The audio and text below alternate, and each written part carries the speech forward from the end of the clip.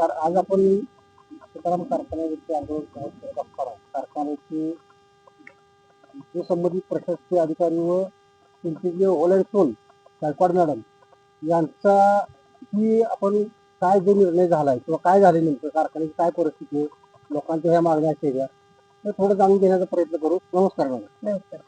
आंदोलन चालू आहे आपल्या कारखाना स्थळावरती आणि लोकांचा आज चौथा दिवस आहे. तर त्यांचं मत आहे की आम्हाला कारखाना प्रशासनानं कुठलाही प्रतिसाद दिलेला नाही किंवा त्या आंदोलनाची पार्श्वभूमी थोडी द्यायची अशी की आमचं पाणी खराब झालं, हवेतली धूळ, राख आणि आमचं आरोग्य धोक्यात आले, त्यासाठी आम्ही आंदोलन करतोय. पण आम्हाला कारखाना प्रशासन काय सहकार्य करायला तयार नाही. तर काय प्रकार आहे नेमका? सर, हे जे आंदोलन सुरू झालं त्याच्या वेळेला एक त्यांच्या आंदोलनाची दिशा ठरल्यानंतर साधारण आम्ही 1 तास ते 2 तासामध्ये पहिल्या 2 तासामध्ये मी आणि मॅनेजमेंटमधील इतर लोक आम्ही त्यांच्याशी चर्चा केली. चर्चा केल्यानंतर सुरुवातीला त्यांचा उद्रेक खूप होता, त्यामुळं अनेक जण अनेक विषय एका वेळेला बोलत होते. आम्ही तरी त्यांचे सगळे विचार ऐकून घेतले, त्यांच्या तक्रारी ऐकून घेतल्या, कारण ते प्रशासन म्हणून आमचं कर्तव्य आहे. ते आंदोलनकर्ते आमच्या शेजारच्याच परिसरातले आहेत, ते काही आमच्यासाठी नवीन लोक नाही आहेत. पूर्वीही आमची या विषयावरती त्यांच्याशी चर्चा झालेली. ज्या वेळेला ज्या गोष्टी करणं, जे काही नियोजन करणं गरजेचं आहे, त्या पद्धतीने आम्ही करत आलेलो आहोत.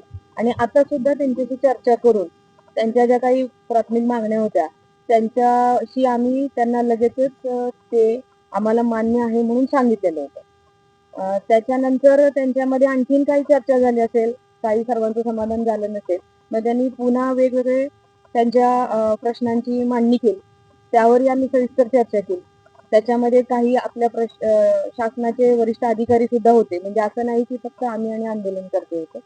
त्या सर्वांनी मिळून चर्चा करून एक मार्ग काढला, अधिकाऱ्यांच्या मार्फत त्यांच्यापर्यंत पोहोचवला. परंतु त्याच्यामध्ये पुन्हा आणखीन त्यांच्या काही गोष्टी वाढत गेलेत आहेत. ते त्यांचे मागण्या असतील, त्या मागण्यांवरती विचार केल्याशिवाय मला लगेचच जागेवर सगळ्या मागण्या मान्य करता येत नाहीत. पण जेवढ्या करता येतात तेवढ्या मी केलेलं आणि तसं त्यांना कळवलेलं आहे. परंतु आणखीन कुठेतरी पूर्ण निर्णयात्मक दृष्टिकोनातून त्यांचं काही फीडबॅक आलेलं नाही. काल आम्ही कमीत कमी 5 ते 6 वेळेला त्यांनी वेगवेगळ्या पद्धतीच्या मागण्या मांडून आमच्याकडून आम्ही मान्य कराल तसं परत वाढणं आमच्याकडे कागद पण आहेत. त्यांनी दिलेल्या सूचनांचा त्यांच्याशी सगळ्यांशी एकत्र बोलून, वैयक्तिक बोलून आम्ही ते केलेलं आहे.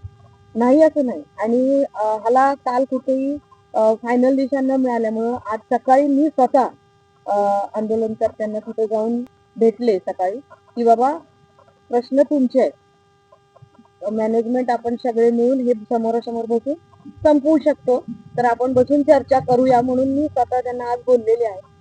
त्यांनी मला सांगितले की आमचा मेळ झाल्यानंतर आम्ही तुम्हाला कळवतो आणि त्यानंतर मग आपण सगळे बसून चर्चा करणार आहोत. आज कुठेतरी चांगल्या पद्धतीने हे संपवावं अशी मॅनेजमेंटची पॉझिटिव्ह इच्छा आहे. तुमचा प्राथमिक आरोप असा आहे की पाणी आमचं डिस्लरीमुळे खराब झालं जमीन, आणि हा डिस्लरी प्रकल्प शासनाच्या ज्या काही परवाना असतील किंवा ज्या काही टेस्ट असतील त्या न करता चालू केल्यामुळे आमच्या जमिनीचं नुकसान, पाण्याचं नुकसान झालं, पिकाचं नुकसान झालं आणि आमच्या जनावरांच्या आणि पिण्याच्या पाण्याचं फक्त गंभीर झालं असं त्यांचं होत आहे. तर ह्याची 2 भागात मी उत्तर देते की सर्वप्रथम डिस्टिलरी ही आपण सर्व परवानग्या घेऊनच केलेली आहे. त्याच्यासाठी जे काही प्राथमिक सर्व ग्रामस्थांशी, ग्रामपंचायतांशी जर चर्चा करण्याचा जो एन्व्हायरमेंटल क्लिअरन्सची जी मीटिंग असते ती ओपन मीटिंग आपण इथे घेतलेली आहे. सर्वांना त्यावेळेला एक आमंत्रण वगैरे केलेलं असतं आणि ते आपण देत नाही, शासनामार्फत होतं. तर ते अतिशय चांगल्या पद्धतीने झालं. आपण त्यांच्या नियमामध्ये बसून डिस्टिलरी बनवलेली आहे. त्याच्यानंतर आपण त्याचा जो आउटलेट जे पाणी आहे, सांडपाणी म्हणू आपण आपल्या भाषेत, त्याच्यावरती पूर्ण प्रक्रिया करतो आपण. ते सर्व उपाययोजना आपल्याकडे आहेत, त्या कार्यान्वित आहेत पूर्णपणे. त्याचं पाणी कुठेही आपण सांडत नाही, बाहेर कुठेही जात नाही. त्याचं पूर्ण रिसायकल करून आपणच वापरतो, कारण लाखो लिटर पाणी डिस्लरीला लागतं. तर ते रिसायकल करून आपण वापरलं तरच कुठंतरी डिस्लरी हे होते आणि ते पाणी बाहेर टाकणं हे सुद्धा आरोग्य दृष्टीने चांगलं नाही. त्याच्यामुळं आपण ते करत नाही. आता पाणी दूषित झालं म्हणून आपण पाणी देतो असा भाग नाही. डिस्लरी ह्या वर्षी चालू झाली. गेली 5 वर्षापासून आपण सर्वांना माणुसकीच्या नात्याने पाणी देतो. कारण ग्रामीण भागामध्ये फिल्टरचं पाणी नसतं. मग आपण जर फिल्टरचं पाणी पितो तर आपल्या शेजारच्या लोकांना सुद्धा एक कसं असतं की कारखान्याच्या शेजारी काही गोष्टींचा ताण त्यांच्यावर येऊ शकतो. या माणुसकीच्या भावनेतून आपण आपलं जे आरोचं पाणी जो आम्ही पितो, जो आमचा स्टाफ पितो, तेच पाण्याची एक तिथं कनेक्शन दिलंय आणि गेली 5 वर्ष झालं सर्व आसपास परिसरातील लोक घेऊन जातात. हे झालं माणसांच्या पाण्याच्या पिण्याच्या सोयीबद्दल. जनावरांच्या पाण्याच्या सोयीबद्दल आम्ही तिथे एक हौद केलेला आहे. त्याच्यातून ज्यांच्याकडे जास्त जनावर त्यांना पूर्वी आम्ही पाईपलाईन घरापर्यंत करून दिली होती. पण तसं प्रत्येकाला देणं शक्य नसल्यामुळं आम्ही एक हौद ठेवलेला आहे. त्याच्यामध्ये आम्ही आमच्या नैसर्गिक पाण्याच्या साठ्यातून ते पाणी आणून त्यांना देतो. ते पाणी देण्याची आमची प्रक्रिया आतापर्यंत अविरत चालू आहे. परंतु त्याच्यामध्ये त्यांनी परवा या आंदोलनामध्ये विषय निघाला की त्या पाण्यामुळे थोडाफार काय त्रास होत असेल तर मग आम्ही ते पाणी टेस्टिंग करून पुन्हा आमचे टँकर घेऊ. आतापर्यंत कधीच आला नाही. ते धुवून देण्यासाठी काल आमचं ते पाणी आम्ही दिलेलं नव्हतं. आज आम्ही टँकर सकाळी उभा केलेला आहे पाणी देण्यासाठी.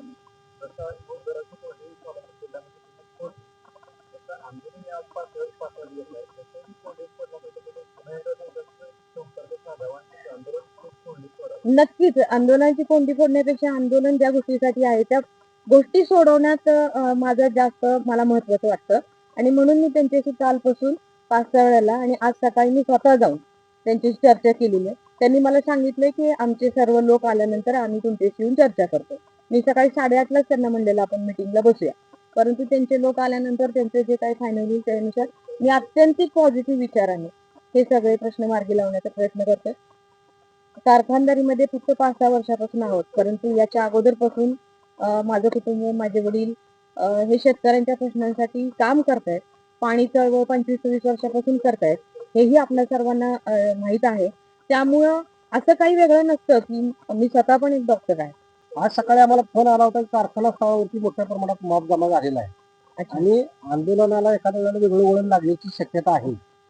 काय प्रकार नेमका आज मॉब कशासाठी गोळा झाला होता? जिथे लोक बोलवली होती हो, हे खरं आहे का? अगदी बरोबर आहे. आमचे लोक आले होते, हा. परंतु उद्या पाणी परिषद आहे. पाणी परिषदेसाठी आपल्या गावागावातून शेतकऱ्यांना आणणं, त्यांची सोय करणं, ह्याचं फार मोठं नियोजन करण्याची जबाबदारी अध्यक्ष म्हणून माझ्या वडिलांच्यावरती आहे. आणि तोच कामाचा भाग होता म्हणून आम्ही पत्रकं देऊन आमचे शेती विभागाचे काही कर्मचारी, आमचे बाकीचे काही कर्मचारी की ज्यांचा लोकांशी चांगला संपर्क आहे. दरच वर्षी आम्ही हे करतो, हीच वर्ष नाही. तर उद्या पाणी परिषद असल्यामुळे आज आमची नियोजनाची सकाळी गडबड होती. ती मात्र खरी आहे. म्हणजे आम्ही त्या माध्यमातून लोकांना एकत्र करण्यासाठी आमच्या मीटिंगसाठी लोक आले. पाणी परिषदेसाठी म्हणजे लोक अजूनही आले होते. आलेले आहेत. पाणी परिषदेला उद्या पूर्ण यशस्वी व्हावी म्हणून ज्या काही पूर्व योजना बैठक. पूर्व बैठक जी योजना करायच्या आहेत, ज्यांना जबाबदाऱ्या वाटून द्यायच्यात आमच्या लोकांना, त्यासाठी ही मीटिंग काल पण झाली. ती शहरामध्ये झाली. आज मी माझा जो काही जबाबदारीचा भाग आहे त्याच्यासाठी आज लोक इथं आले. म्हणजे आलेले आहेत अजून पण. हा थोडासा गैरसमज झाला असं. हा नाही असं असेल तर कुणी गैरसमज करून घेऊ नये. अतिशय चांगल्या म्हणजे शेतकऱ्यांच्यासाठीच ही पाणी चळवळ आदरणीय स्वर्गीय नागनाथ अण्णांनी उभा केली होती. त्याची जबाबदारी आदरणीय आबासाहेब देशमुखांच्या खांद्यावर होती आणि ती त्यांनी जाताना माझ्या वडिलांच्या खांद्यावर दिली. तर ती निभावण्याचा हा प्रयत्न आहे, बाकी काही नाही. त्यासाठीची ही मिटिंग आहे. त्यामुळे तसं काही आणि यातून आता मार्ग आंदोलनाचा मार्ग कधी निघेल किंवा कधी काढणार आहे किंवा तर मी पहिल्या दिवसापासून प्रयत्न करते आहे. त्यांच्या मागण्यांमध्ये माझी एकच अपेक्षा आहे की सगळ्यांनी बोलून प्रश्न मिटत नाही. आंदोलनकर्त्यांनी त्यांच्यातल्या एक 5-6 लोकांवर 10 लोकांवर विश्वास ठेवावा. त्यांनी त्यांच्या मागण्यांचं एक हे करावं आणि त्यातल्या बरं जवळजवळ माझ्यापर्यंत जेवढ्या आल्या त्यातल्या एक 90-95% मागण्या तर आम्ही ऑलरेडी मान्य केलेल्या आहेत. त्यात शेवटी काय शेवटचं एक बैठक असते ती करून हा विषय संपवावा. तुम्ही सकारात्मक आहे बैठक. खूप सकारात्मक आहे. कारण की आमची जबाबदारी आहे हे आम्ही मान्य करतो. कारण पत्रकार म्हणून कुठेतरी हा एकोपा यावा आणि यातून मार्ग निघावा. संस्थाही चालावी, शेतकऱ्यांनाही त्रास होता कामा नये. आम्ही शेतकऱ्यांसाठी बोलतो आणि तुमच्या समोर जर आले तर एकत्रित येऊन कुठेतरी मार्ग निघून हे सगळं व्यवस्थित चालावं, शेतकऱ्यांनाही त्रास होऊ नये. हो हो आणि कारखाना संस्था पण टिकली पाहिजे, चालली पाहिजे. याच्यासाठी प्रयत्न करण्याचा प्रयत्न करू. अगदी बरोबर आहे. कारण ह्या संस्थेवरती 10,000 शेतकऱ्यांचे कुटुंब असतील, वाहन मालक 400-500 असतील, कर्मचारी 500 असतील, असे अनेक घटक आहेत. आणि शिवाय हा एक प्रपंच आहे चांगल्या गोष्टीसाठी निर्माण केलेला. तो चांगला चालावा यासाठी सर्व बाजूनी प्रयत्न करण्याची आमची मानसिकता आहे. माझीच नाही, सर्व मॅनेजमेंटची आणि माझ्या कर्मचाऱ्यांची सुद्धा. त्यामुळे आम्ही अतिशय पॉझिटिव्ह आहोत. चांगल्या पद्धतीने मार्ग निघावा ही आमची इच्छा आहे.